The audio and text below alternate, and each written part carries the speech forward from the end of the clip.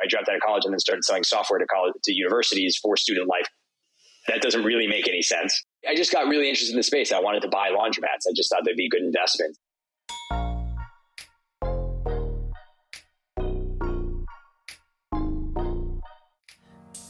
Welcome to Partner Path, a podcast that unpacks the venture capital and growth equity ecosystem from a junior perspective. Young entrepreneurs and investors have already had a massive impact on the industry, having started unicorns and launched billion-dollar funds. We discuss these success stories and more by sharing perspectives and advice from some of the industry's most prominent role models. This podcast expresses our views as of the date published and does not represent the views of and is not endorsed by any company for which we work. We are excited to sit down with two-time founder Alex Jekowsky. During college, he launched Ulyngo, a multi-channel marketplace that enabled universities to facilitate student life commerce. Alex grew the business until its acquisition by Modo Labs in 2019. He then founded Sense, a leading laundry business management system, maintaining his passion for innovating traditional industries. Welcome, Alex. Cool. Thanks for having me. Let's start by walking us through your story of founding Ulyngo, which was your first startup as a college student. Yeah, I started the first business. I mean, none of the businesses I've started have ever been a desire to start a business necessarily. I had the idea for Ulyngo. I wanted to play college baseball. Like, that was my dream. It didn't totally work out. But that's what I wanted to do. And when I was touring college campuses, I saw these pin boards everywhere. And I thought it was kind of ridiculous. I was going into college and I couldn't imagine that's how information was being shared. And whether it was events or peers trying to, exchange goods, services, et cetera. So I thought, hey, it'd be cool if that was just a big TV and it had a digital kind of marketplace. And so that was the original concept when I went to Chapman University. And then I started the business going into my freshman year of college and being a student, just started to kind of understand student needs and student life a little bit more until I left college at the end of my sophomore year. Started to think a little bit deeper about how do you actually turn this into a business? What do college students want to use to engage in the commercial elements of their lives, and what helps a college campus? And so in that discovery, I realized that there were so many of these Craigslist for colleges, students buying and selling to each other. Kevin Systrom from Facebook, his first business was a Craigslist for college. Chegg started off as students buying and selling textbooks. There were so many businesses that started off that way. And such a demand that there's clearly a demand for students to have a safe, convenient way to go about their kind of student commercial lives. But what are the other things that they need to purchase as students besides tuition? And that's when the business started to evolve and realize that, maybe we can sell this software to universities, create a marketplace for students to, complete the commercial elements of their lives, what we call student life commerce. And that was everything but tuition. We were interested in meal plans, membership dues, peer-to-peer exchanges, event tickets, and then integrating on campus cards, mobile apps, single sign-on to have a very integrated solution. And then we would package up this customizable white-labeled marketplace and sell it directly to college campuses. And it was something that fit really nicely into their kind of older legacy payment systems that college students hated and wasn't mobile optimized and wasn't flexible and dynamic. And so that was kind of the evolution of the first business. I ran that for about 5 or 6 years. And as we were thinking about raising a new round of equity to continue pushing growth, we went to some of our partners and talked to them about an equity raise we were going to do and wanted to understand their roadmap so we could think about how we wanted to position ours. And we just started getting a lot of acquisition offers. And that's what led us down the road to Modo Labs, which is a great team, a great business.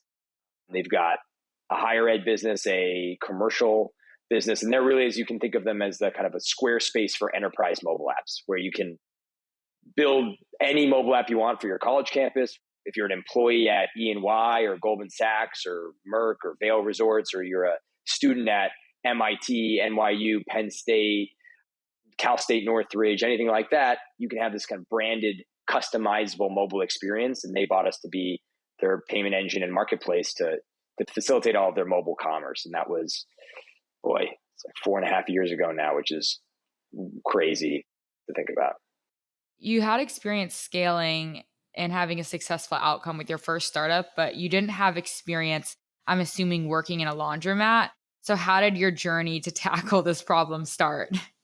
I don't think you need to necessarily have deep domain experience in one particular area. It depends. If it's deep tech, you should. for sure. But in not every business you need to necessarily have to have a very long history in that particular industry. I think the first thing is you got to really care about it, and it's got to be very interesting to you. It has to be something that you want to explore, not to create a business, but because you're just fascinated with the concept. It's the same with universities. I mean, other than being a college student, I wasn't even any good at that and then left college. I dropped out of college and then started selling software to universities for student life.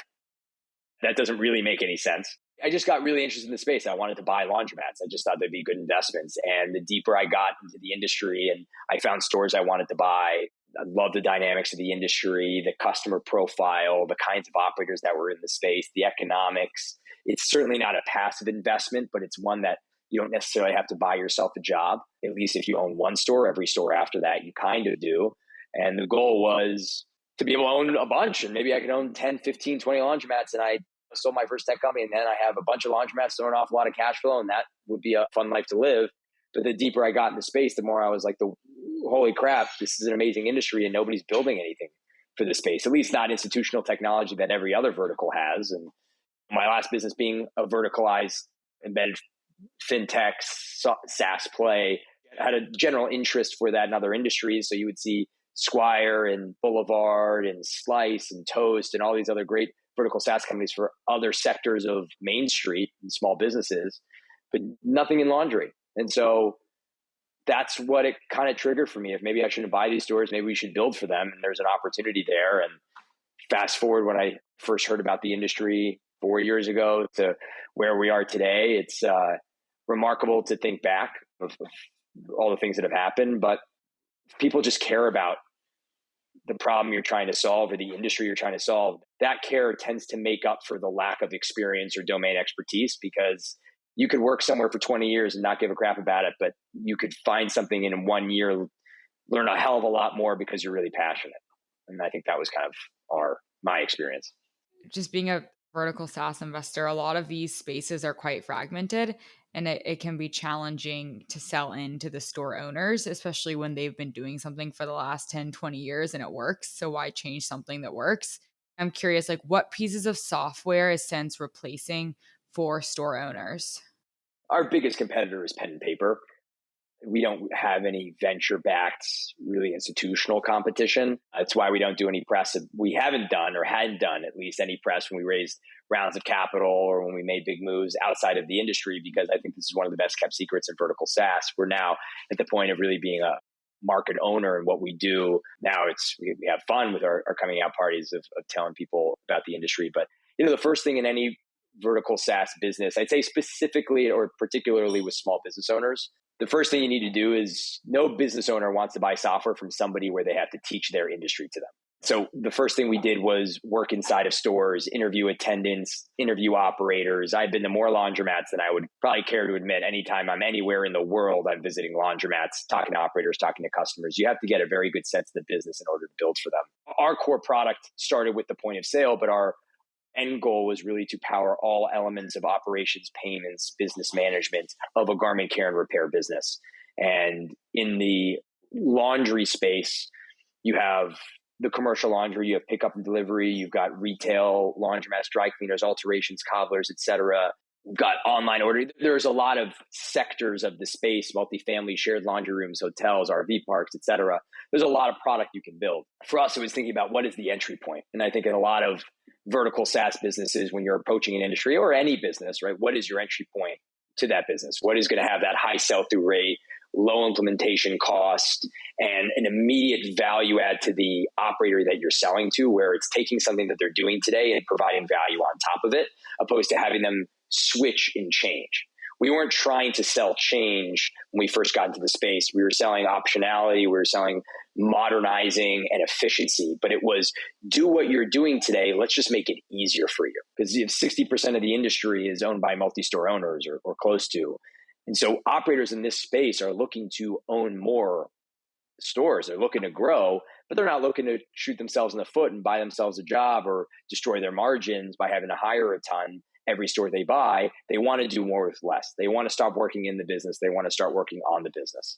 So for us, if we could digitize the point of payment through a point of sale, that could be the first step to then being the heartbeat and pulse for what's happening in their stores. So think digitizing their payments, their employee management, their customer records and CRM, and then the overall in-store operations. From there, we can really start deriving value by offering all these other services that we've developed over the last couple of years. But you need to find that initial entry point that is going to have high impact. And in our case, wasn't necessarily all about selling change. It was optionality, efficiency, and digitizing through this kind of immediate impact. And I kind of think about the laundry industry evolving similar to the restaurant industry. I mean, now you expect your food to be delivered. You expect the option to pick up. You expect it to be ready within 10 to 15 minutes. And probably especially more so for us because we are spoiled living in a bigger city. But how has the consumer experience changed over time for laundromat users? One of the things we saw a lot is COVID, a huge accelerant. I mean, we started our business right out of COVID. What was interesting is the fastest growing side of this industry, I think, Laura, to your point, is wash and fold. It's that counter. It's the full service experience of laundry, where instead of me spending my time and money putting my clothes into a washer and dryer and folding it at home or at the store, I'm just giving a bag of laundry to the laundromat and they're wash drying and folding. And that hasn't been a change of behavior. That's always been brewing. But COVID was a huge accelerant of that. We have customers that didn't want to stay indoors for 2 hours, which is what it would take to get your self-serve laundry done in many cases, or an hour or 2 hours, and you bring your family if you don't have childcare. And so wash and fold was the way I could bring my laundry, walk away, and get a call or know when I have to go pick it up. This is before Sense, before you're getting text messages and online ordering and all of that. That's the biggest change or accelerant that we've seen in consumer behavior. That's a great transition into talking about the market and how you guys think about the addressable market for Sense. Laura and I obviously both live in New York, and there are a lot of apartments that don't have laundry in the unit. So understand that's a huge pain point. I guess triangulating Sense and kind of what I feel is a relatively niche category with laundromats against some of the successful vertical SaaS businesses out there, like a MindBody that tackles gym software, or a Gloss Genius that tackles kind of salon software. There are examples, but to me, the laundromat ecosystem does feel smaller. And while I understand it, it potentially has opportunity to expand as you're talking about it. I'd love to just hear a little bit more about how you think through just the addressable market for Sense as it sits today.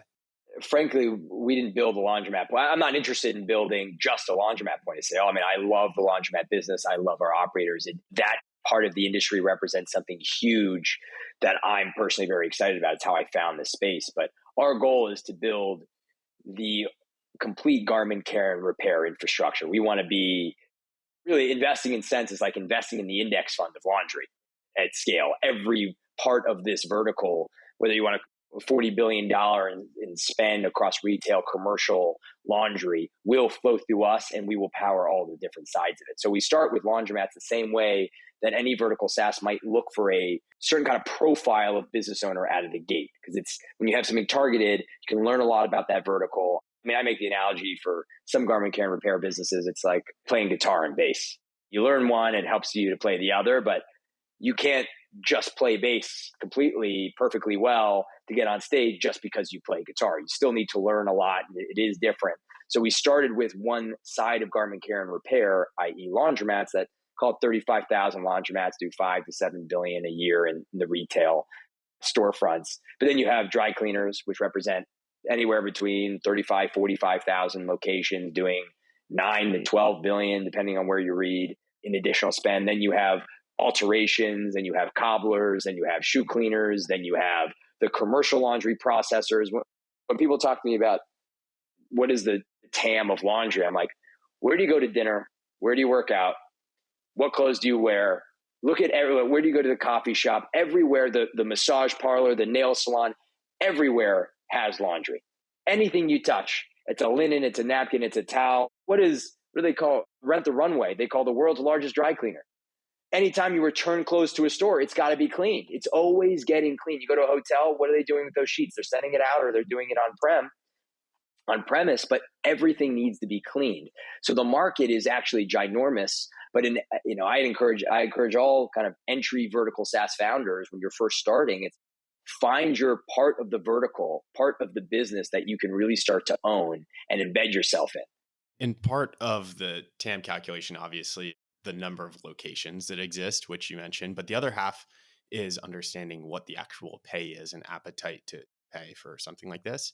And that's obviously dependent on the product and what you're providing.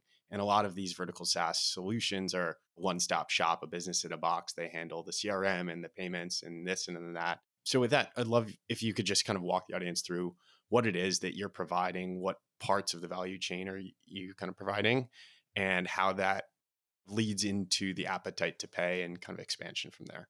Our operators tend to be even more sophisticated because they're looking at this as a business.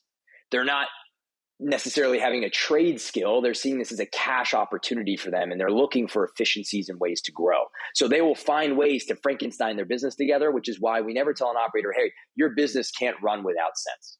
We just try to understand how they run their business and how we can help them make it better.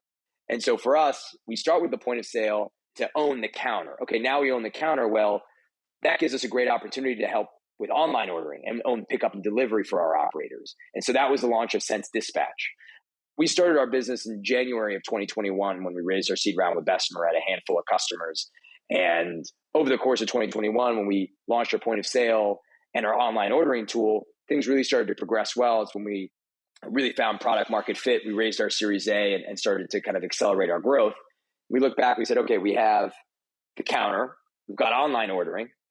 We need to launch commercial invoicing. We need to help our operators really streamline the commercial laundry side of their business so they can send out invoices and batch payments and do the things that, again, they're doing today on Excel, in QuickBooks, on paper logs, on email, checks, cash, Venmo, et cetera. Now they can do it all on that one platform. Okay, so we have 3 out of the 4 revenue streams. That 4th is a real beast because that 4th is the self-serve. That's a machine in the store that's doing the laundry. If you guys are in shared laundry rooms, you go down, you do your laundry, you pay for your machines, like that could represent 50 to 100% of a store's revenue.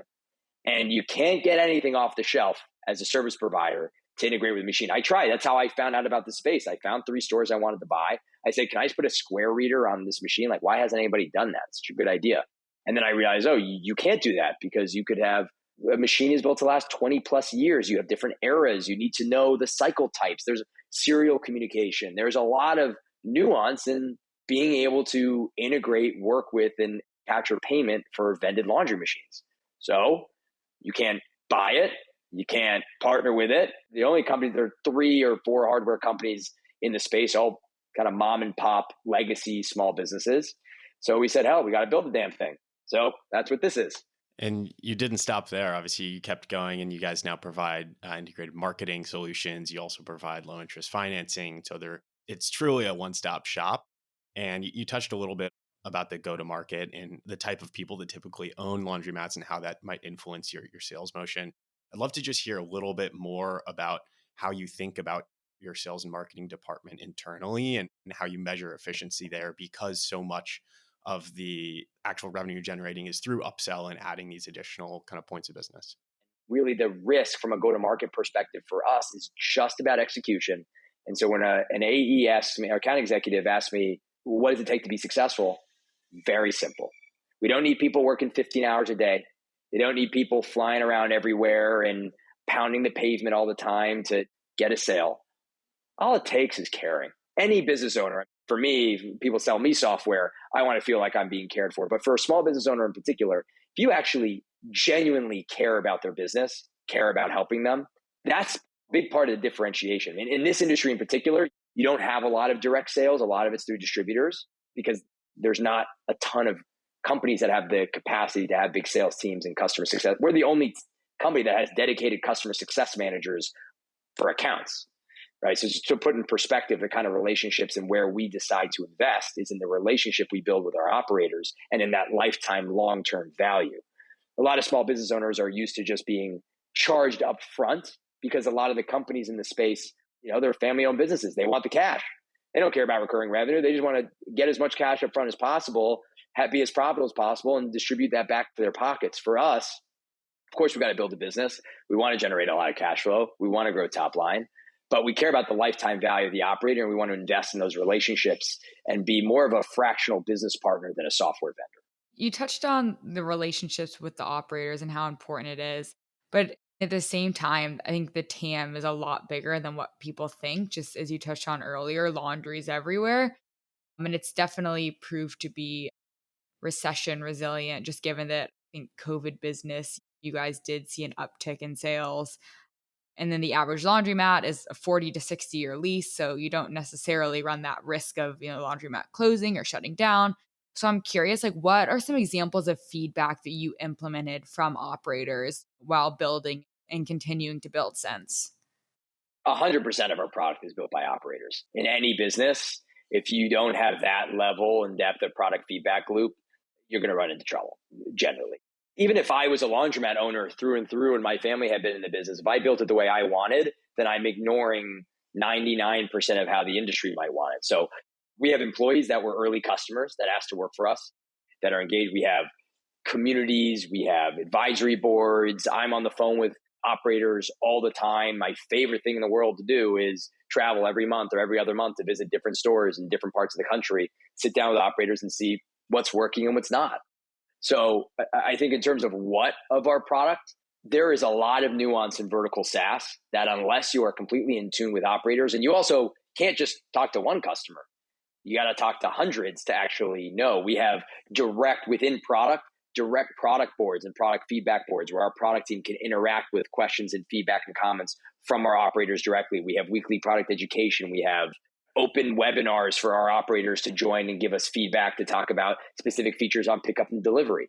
Our job is to provide them the optionality and to give them resources on how other industries do things and how they could do things in this industry, but it's up to them to run the business the way they see fit.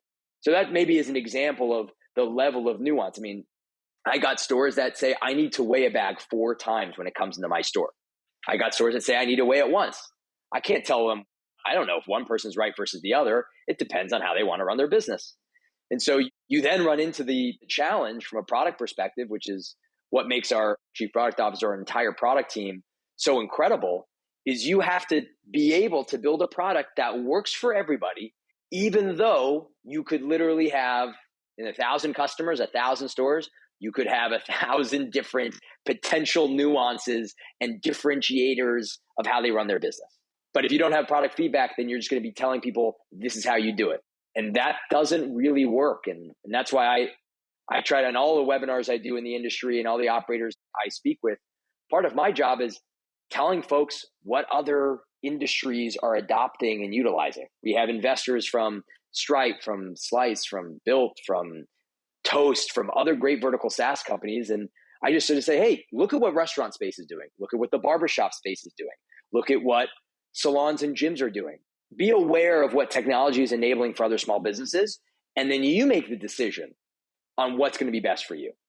I'd love to hear a little bit more about your thoughts of just in general, why are we seeing this trend, maybe outside of specifically the industry that Sense tackles, but just in general, you're seeing this disruption of horizontal software solutions.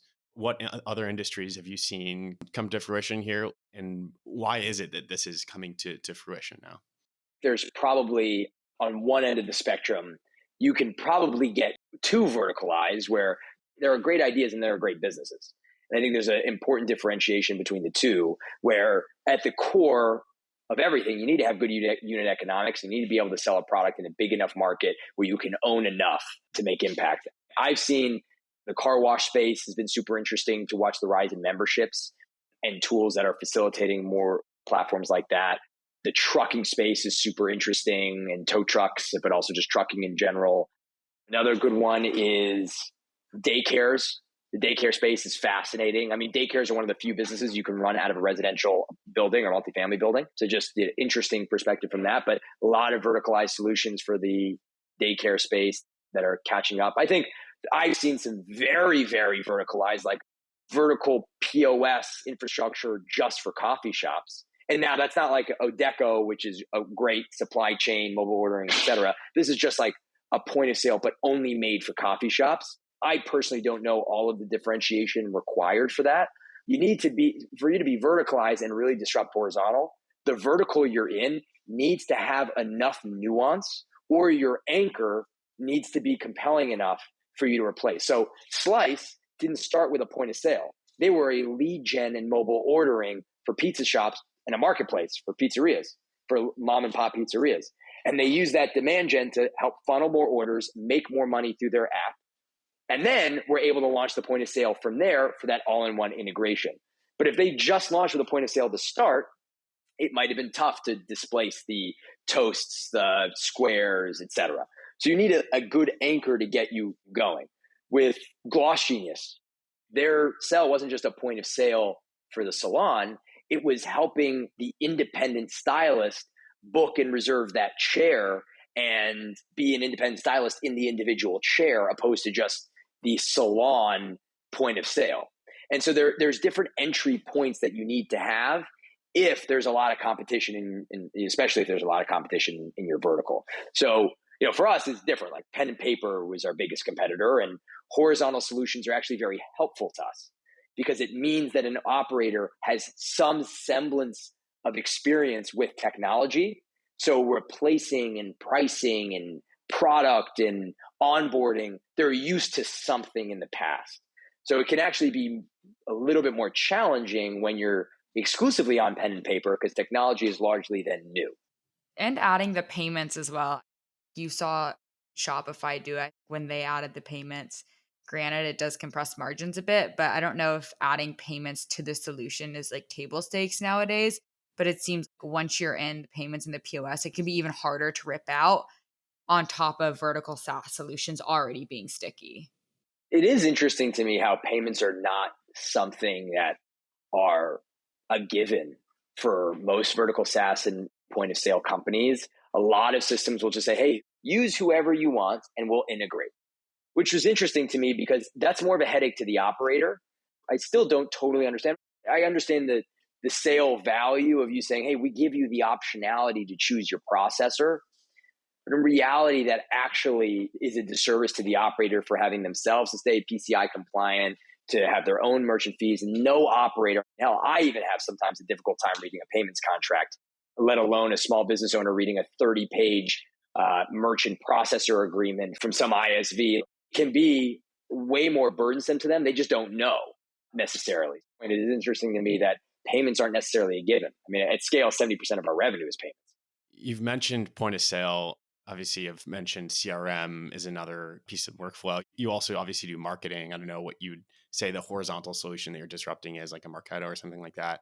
But it almost, to me, as we go through these examples of the vertically specific software solutions, feels like a death by 1,000 cuts for these horizontal providers. I'm curious to ask you, if you were an executive at Toast or Square, one of these historically horizontal solutions, what would you be doing? I think Toast is in a great spot because Toast is so deeply verticalized within the restaurant space. I think the Clovers and the Squares are the ones I'd say more at risk. But frankly, there are so many businesses that fit Clover and Square perfectly. And there's a lot of good value, I'd say, for Square, from knowing Square's product like the back of my hand. There's a lot of great value that somebody running a simple retail boutique can leverage Square and have integrations and run a good business. Frankly, the industries that vertical SaaS are hurting the horizontal players in, those horizontal players should never even been into the start. It was less of the horizontal player targeting that space and more of the operator in that space trying to find a way to run their business. And there is just a vacuum waiting to be filled. You'll see a compression in some numbers from horizontal players. They should go back to focusing on, and where not even go back, I haven't seen a single Square advertisements for laundromats or dry cleaners.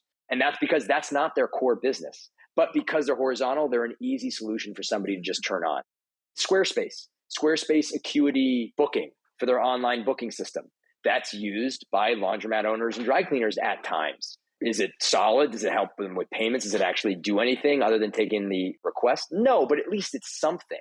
So if anything, I think it's important for horizontal providers to exist because they give those business owners something in industries that there's nothing. These legacy solutions are really underserving their needs. If anything, they just create a vacuum. I don't know if I'd sit as a Square or Clover executive and be shaking in my boots necessarily. I do think there are bigger industries, the restaurants, the coffee shops with toast being verticalized. That presents a much bigger threat.